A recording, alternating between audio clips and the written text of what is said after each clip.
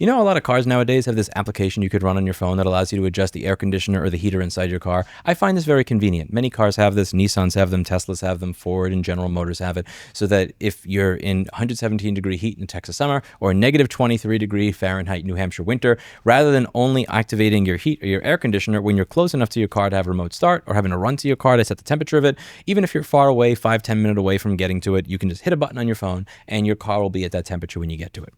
Call me spoiled, say I'm betraying myself, but this is a connected feature that I actually like. I enjoy it. When it's negative 23 degrees outside, yeah, I don't feel like freezing my balls off in my car. It's nice. It's one of those few things where progress is actually a good thing. The problem here is that the car doesn't get to connect to your server. The car connects to their server. And the problem with that is many. Number one is that it can just be turned off when they decide that they don't want to provide it anymore, which is what Nissan did recently. Nissan is dropping support for the Nissan Connect electric vehicle application on recent cars. And when I say recent, I'm not talking about a 10-year-old or a 15-year-old car. We're talking about cars that were manufactured until 2022. So let's say that you bought a car in December of 2022. That is 3 years and a few months ago. Some of the features that were advertised with the car are no longer going to work right now. Again, not we're dropping support after 10 years or 20 years. Not we will continue to support this, but you have to pay us a subscription every month. Just this is something that was advertised that you get, and now, fuck you, we're just taking it away. And we're not going to let this connect in any other way, shape, or form.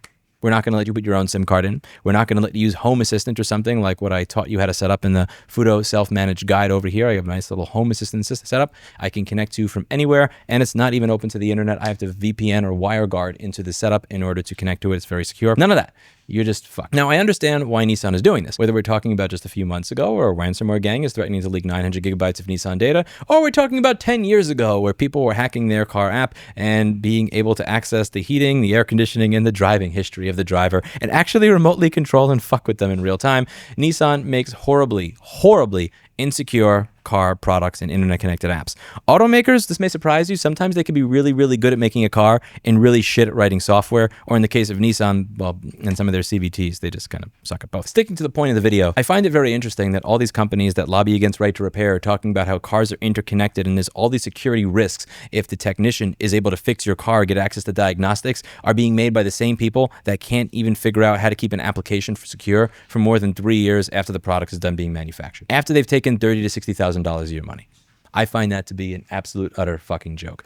The more you hear these people talk about security, safety, and how the repair people are the bad people and how the repair people are going to be taking away your rights, they're going to be taking away your privacy, they're going to be taking away your security, you have to understand that these are the people that are usually responsible but never get held accountable for actually taking part in this themselves. This is sad, and it is going to be documented on the Consumer Rights Wiki so that when you show up on a Nissan site to buy a Nissan car, it'll let you know that about 3 years after they stop selling the product, those features just get taken away. And the thing that pisses me off the most about any of this is when people will say shit like, well, Lewis, you're not paying for the internet connection in the car. Your car's internet is not free. Many of these automakers have been profiting off of that free SIM card they put in your car by collecting your driving data, selling it to LexisNexis, who then provides it to insurance companies who can figure out whether or not they should hike your rates based on the driving data. The data in your car is not secure and has never been secure. Even before the applications in your car were hacked, the auto manufacturers were using the SIM card in your car to suck up as much data as possible so that they could sell it to every Tom, Dick, and Harry. The only person that doesn't actually have access to the internet connection in your car at this point, if you bought a Nissan, is you. Never forget that Nissan was one of the major automakers that spent millions of dollars in 2020 to convince you that if right to repair passed, that not only would your car be less safe, but you would get stalked, beaten, raped, and sexually assaulted in a parking lot. I'm not kidding.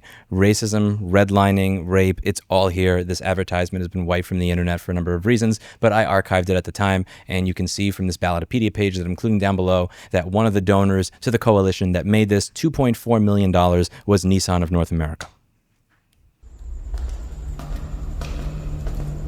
If Question 1 passes in Massachusetts, anyone could access the most personal data stored in your vehicle.